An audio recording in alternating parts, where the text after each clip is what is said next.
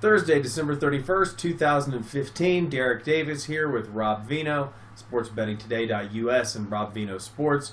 Rob, three games on the card today. Let's start here with game 257, 258, the Chick-fil-A Bowl from Atlanta. Houston and Florida State. Florida State -7 and 55.5. The total in this one. Game open to Florida State -6.5 and a total of 54.5. Injuries for Florida State. Florida State's dinged up pretty good here, Rob. Not to mention they will be without their quarterback. The transfer from Notre Dame, Everett Golson, will not be there for this one. Especially injury-wise, linebacker, defensive back. They've got a lot of probables, a lot of questionables, a lot of doubtfuls. They really are dinged up, Rob. Florida State Seminoles. Houston, running back Kenneth Farrow is probable. They've got a little bit of injury issues on the offensive line they've had for the past couple of games. But overall, not a ton of skill position guys are going to be out for this one. Houston, only one loss on the year, Rob, at Connecticut with a backup quarterback. Other than that, they've been very good. And Florida State, I know it's a disappointing year for their fans, but really only two losses, or not really only two losses, only two losses. One to Clemson, the number one team in the country, and the other one to Georgia Tech on the strange ending, which was seen to be the theme in 2015, Rob. Nonetheless, Florida State might have a little bit of interest level issue here, Rob. I know with an early start, that won't help.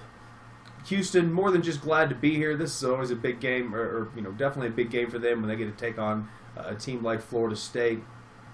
Both teams can score. Florida State's defense is without question the best defense that Houston will face this year. One of the better defenses in the country. Of course, we did mention the injury issues earlier, but they are deep there, Rob, at Florida State. Seems like a low total to me. Not low enough to bet it, but it seems like a low total to me, Rob, for a Houston game for sure. 55.5. Or a Houston team, rather, that can score points in bunches, but are also susceptible to giving up a lot of points, Rob. They've had some games this year where they've given up, let's see, 31 against Navy, 34 against Memphis, 30 against Cincinnati, 28 against SMU, 24 against Tulsa, 31 against Louisville. So they're not a team that necessarily is going to stop anyone, especially a team like Florida State from the ACC. But to me, that total does seem a little bit low. You know, I swear by your point or by your power ratings, and your power ratings have it right there. I think it's right there at 7, where the line sits now. So not an easy one to handicap between two pretty good teams. Rob, do you see anything here that might tip someone one way or the other as far as a play? Yeah, there has been a lot of chatter, Derek, about maybe the motivational angle in this game. Florida State's a very young team, and it's a program that's used to playing in bigger, more visible games than this one. And sometimes young kids who come into a program feel like they just should be in the bigger, more visible bowl games. And when they're not, the motivation kind of sinks. That falls on Jimbo Fisher's shoulders here. He's going to have to get his team ready to go. I think they'll probably be ready. Dalvin Cook, their star running back, certainly will be ready for this game against the Houston defense, and vice versa. The Houston defense is going to be ready for him. He's the guy with the bullseye on his chest in this contest. Houston's going to try and contain him and force Sean McGuire to beat them through the air with his, young wide receiving core. Very gifted, but still rather young wide receiving core. That'll be the game plan defensively. I think on the other side of the football, you look at Greg Ward Jr. and these extremely skilled dual threat quarterbacks pose a real problem to teams that don't see that type of athlete all season long. For Florida State, they happen to see a very skilled dual threat quarterback in the form of Deshaun Watson of Clemson. And Greg Ward, while not Deshaun Watson, I'll tell you what, Greg Ward is not far from being Deshaun Watson. He's excellent in the run game and in the pass game. So This is a very, very talented quarterback.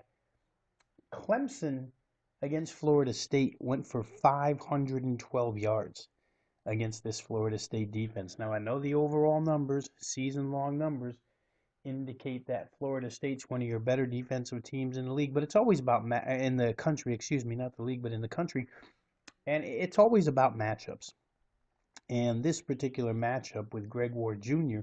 against the Florida State defense, knowing that Florida State has failed against a real good dual threat quarterback already this year, I think is some type of indicator that Houston can produce some points against Florida State today. And Florida State's got a bit of a size advantage offensively, so perhaps they can wear on Houston a little bit in this game. But I do like Cook to be explosive at times here.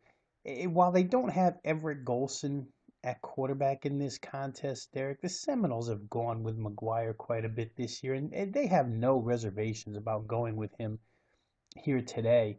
So we'll see if he can come through in the passing game. I'm with you in the regard that I think the total is a little bit low here at 55.5, 56. I would play this one up and over. That would be my lean in this contest. Don't want to get involved with the point spread itself. I think if you had to, both of these teams played pretty good down the stretch, but boy, Houston is just one tick away from being undefeated on the season. And as you said earlier, it's because they played the University of Connecticut with a backup quarterback on the road, still almost pulled that one out, somehow managed to pull out the Memphis game down 34-14, down 20 points in the fourth. Greg Ward injured, Kyle Posma came in, and they wound up scoring 3 unanswered touchdowns with a backup quarterback to win that. So this is a team under first-year head coach Tom Herman that has an awful lot of heart,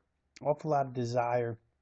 I know they're going to come ready to play today. Tom Herman has really picked up the spirits of the Houston fan base, the program, the fact that he's not jumping ship to a bigger and better job after such a successful first year here really means a lot to Houston. They extended his contract, so it's home for him right now, and he's building a pretty good program here. I think if you have to play it, you take the 7 points. It might be enough room to sneak under that touchdown price, but I think the better play here is probably over 55.5 or 56, whatever you can get.